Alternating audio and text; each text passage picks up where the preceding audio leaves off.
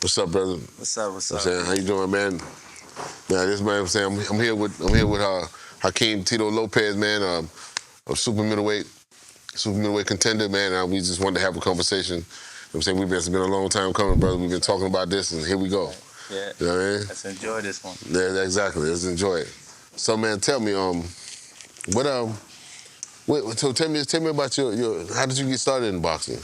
I really got started into boxing. I was like 7 years old in New Jersey.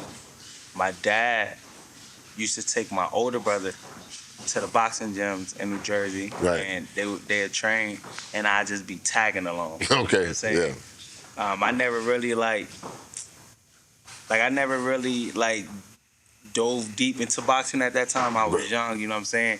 And plus I was already like fighting outside, you know what I'm saying? So my dad really ain't push it towards me because he his ass already fighting. You know what I'm Right. saying? So it's like I'ma focus on my oldest son. So like my older brother, he was started off the whole boxing Okay, right. and in the family. My dad was a boxer, but out of the boys, my older brother started it off, and then I do like the little exhibitions before the big boys fight. Okay. I fight, you know what I'm saying? Right. And then fight in the street. So it was like that. And then so while my older brother was doing his little thing, my dad was like slowly pushing me in. But it was one day where my grandfather was at the house and he made breakfast. And being a chubby little boy, really not worrying about boxing, I'm like, nah, I want to eat. And my pop's like, what, man? We eat when we come back. I'm like, eat when we come back? Like, what? So, like, he was like, hey, man, what you going to choose? You going to choose the boxing gym or to eat? And my grandfather putting the plate on my face, and I'm like, I want that. So, like, from there, my dad was like, man, your ass ain't coming to the gym no more. And it wasn't until we moved to Atlanta Wow. where I took it, like, very serious. I was 13. Okay. And when we came here, and I got involved, I seen it in Lithonia. I called my pops, like, yo, Pop, I want to join the boxing gym. He was like, man, all you want to do is fight. And at the time, I was fighting a lot.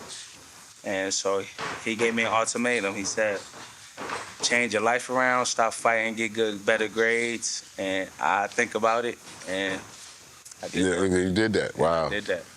And and the thing is, you was already your older brother was training. So when you were around it, you already kind of picking up things, you seeing things. You was already kind of in the gym. So, but when you moved to Atlanta is when you actually kicked off, and this is where you had your first first amateur fight. Yeah, official amateur fight. Like not those exhibitions. When I came here, I had my first. Yeah.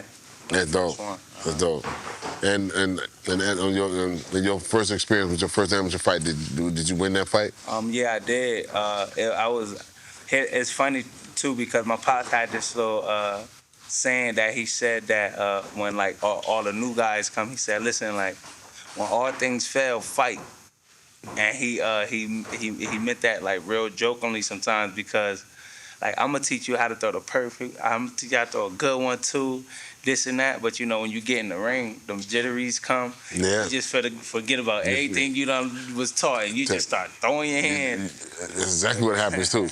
Like you just kind of forget. Like you get in the ring, like especially when the butterflies and stuff, the anxiety kick in. You get in the ring and you just forget everything that you trained until after that first bell. And that's kind of how my first fight was. So. Yeah. So once you started fighting amateurs, you started winning. You started winning. You know what I'm saying? A lot. Yeah. Especially here in here in Atlanta. Yeah.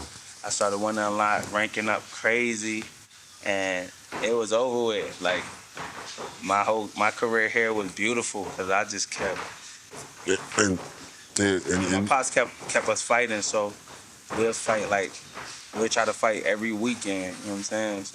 So you have so how many siblings do you have? I have 5 siblings. I got my older brother. He who runs the gym now. The one who kicked off the boxing? Yeah, who kicked off boxing. I got my sister, right? Okay. Then it's me. Well, it's me, then my sister, and then my little brother, and then we have a god brother. going through. Okay. Okay. And so, so you say, so I met your younger brother. Yes. And he just kind of fell in line after you. Yeah. You know, and he's a big kid. He's a big guy. Yeah, he's a big guy. He's a little big brother type guy. You know what I mean? Yeah. And so if you can remember, what was your amateur record? And once you In the amateurs, I had a lot of fights. I know I got over 100 plus. I got like over 200. I got like 200 fights. Wow. Yeah. Amateurs. Yeah. We was fighting back to back. Then you was working. Yeah. I don't really know my Your record. record. Yeah, it's hard to keep up with that. Yeah. Because at some point, I just stopped counting. Yeah. Cause you just fighting, you just stop counting. So you definitely want some Golden Gloves, some regionals and some nationals. Decorated for sure, like Olympic trials. Wow, wow. Really was out there. Well, and I see that, like I see your pedigree, because what I've noticed since I've been watching you, you know what I'm saying? Since I've been watching you, every time I'll see you training. Yeah. I've seen you train more than I've seen you fight. I've seen you fight twice already. But every time I see you training, it'll be something that you've been working on in the gym that I actually see you do in the fight. Yeah. You get what I'm saying? Yeah. You know? And I kind of like really like hold myself to that. You know what I'm saying? Yeah. Like be a very good listener. You know what I'm saying? So like if I'm doing it, if I'm journaling, like really do it. You know what I'm saying? Right. At least try. You know what I'm saying? Like I try to listen. Like I rather take that hit listening than take the hit in the ring. Yeah, exactly. You know what I'm saying? So. Yeah, and congratulations on your victory just last Saturday. You know what I'm saying, against Creoles Pendarvis. That kid, right? He's been around for a long time. I can tell. Yeah, he was very tricky. Yeah. You know what I'm saying? You had to watch those older fighters like that. They try to they're trying to draw you in, and you know what I'm saying. And you handled it very well. And what I really respected and liked about your performance, that you stayed defensive, responsible the whole time. You kept your hands up, your jab was moving. Once you got warmed up, once you started getting warmed up, then I started to see the punches starting to come together. You stayed tight in the pocket. That was a beautiful performance, man. That, yeah. You know, and so let me ask you this: What's one of your tell me some of your biggest ups and what's been your biggest downs here of lately as far as what your boxing is concerned? Just in the boxing or in life? Just in life, yeah. What we talking about? Just all around? Yeah, it's all around. I have a few. You know what I'm saying? I have a few that like made me who I am today. You know, so like, the passing of my dad been a up and down situation in boxing, but we was grown for that. You know what I'm saying? So Yeah. that's that. And then taking I guess I could say I only had two. Downs, like my first loss.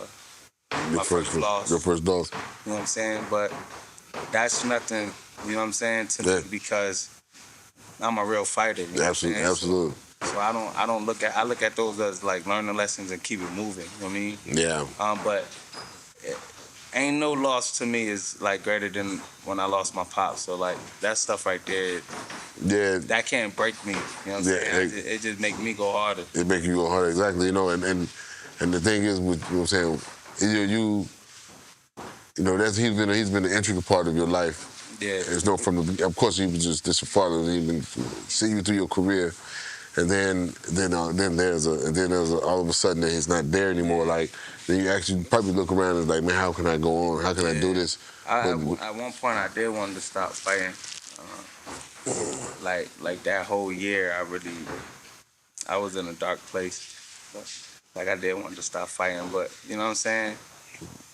You can't stop what's for somebody. You know what I'm saying? Exactly, and that's what he would have. This is what he wanted. You know what I mean? And you had probably had a great support system as well. Yeah, I did. I can't lie about that. You know what I'm saying? I did. I had a great one. You know what I'm saying? I had people behind me. Then my siblings, we are tight, so That's special right there to have these type of siblings, you know, and you know, especially in a time like that, you know what I mean? Yeah, for sure. You know what I mean? So, you know, so shout out to Pops, man, for building such a great young man. You're such a great young man, you know what I'm saying? And you know, so I'm happy to be sitting and talking to you. And now let's talk about that first loss. Okay. What was that about? Like how did you know was this after? Yeah. This is after your father passed. Yeah. Oh yeah, okay. I still was in a bad state of mind. Yes. But you know, being a fighter and how I was groomed, like you got to keep it moving. You know what I'm saying? So it's not like you could just take a halt from everything. You know what I'm saying? Like bills still got to get paid. You know what I'm saying? True. And things still got to get done, and you still want to be world champion, so you still got to keep it pushing. So like I still was moving, even though I still was feeling how I was feeling. You know what I'm saying? Yeah. So like you'll probably see a smile on my face, but that probably wasn't real. You know what I'm saying? Right. So like going into that one was more or less like, and then I lost my cousin and my grandmother back to back. So it was like a lot of mental. my head, you know what I'm saying, Yeah. wasn't really there. I mean, but I still was doing. You know what I mean? So, but that was like an 8-rounder. That was an 8-rounder fight.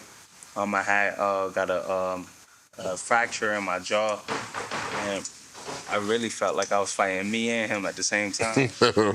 Wow. Yeah. It was a pain I never felt before. You know what I'm saying? Yeah. I just knew like I'm finishing this fight. You know what I'm saying? So like that's what I did. It was a split decision. Me finishing the fight with that fracture. You know what I'm saying? So more or less like honestly, you can't convince me that it was a loss. You know what I'm saying? That's not how my brain wired. Right. You know what I'm saying? I was battling myself, you know what I'm saying? So and I'm a thinker, so it's like that's how I used my whole everything. So and again, you know what I'm saying? Your greatest attributes could sometimes be a demise, you know what I'm saying? You're absolutely right. And I'm a heavy thinker, so like when I'm thinking. So like, I'm trying to think about not really getting hit by you, but then I'm also thinking like, wow, this shit hurt. I had to get this pain off my brain. Right. And my whole body was just locking up, and that's Well, you know, and being a fighter, we really don't deal with it. We have our personal psychological things that we deal with. Yeah. Then we have as a fighter, we have to suppress. We had to push a lot of things back. Like we had to change our diet. Yeah. We had to change our contact with people. You know, we had to become celibate. Yeah. You know what I'm saying? You had to just change a whole lot of things. So psychologically, we'll take ourselves there. Yeah, take ourselves from the world. You know what I'm saying? Just to focus on that, and then when we, you know what I'm saying, sometimes we feel like that's the only way that the best way to deal with an issue is to fight. Yeah, right. You know? Exactly. But it's almost better just to deal with what the situation is, what it is you psychologically dealing with. Deal with that first and then get in there, because otherwise you won't be there 100%. I know that, and it's crazy, 'cause, like, I know that now. You know what I'm saying? Yeah. You know what I'm saying? I really, really know that now, and that's how I approach things now. That's why, and I'm gonna say this, that's the beautiful part about life. You know what I'm saying? Yes. You get to live and learn. You know what I'm saying? You get to fail and learn. You know what I'm saying? So like, I learned from that. You know what I'm saying? Yeah. And I'm here now. So I feel like without that experience, you know what I'm saying, I wouldn't be. You wouldn't be. Right. You know what I'm saying? Thinking like I'm thinking now. So Listen, man, your approach.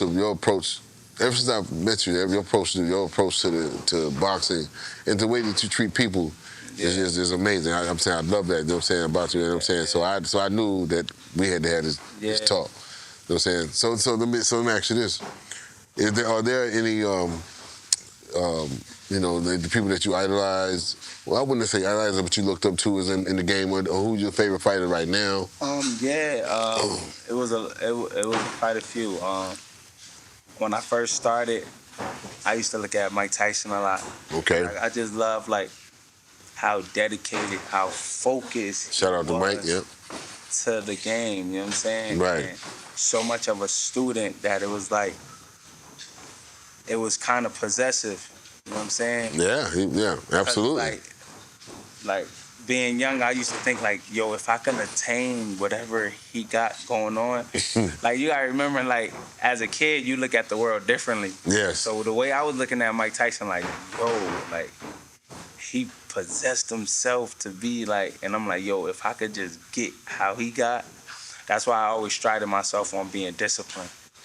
Like I wake up in the morning, and this is when I'm in school. Like I gotta wake up in the morning to go catch the bus. Right. I wake up in the morning at 4 a.m., Wow. 4:30 a.m. and go run Before you go to school. before I go to school. It's a real thing. You know what I'm Right, saying? right.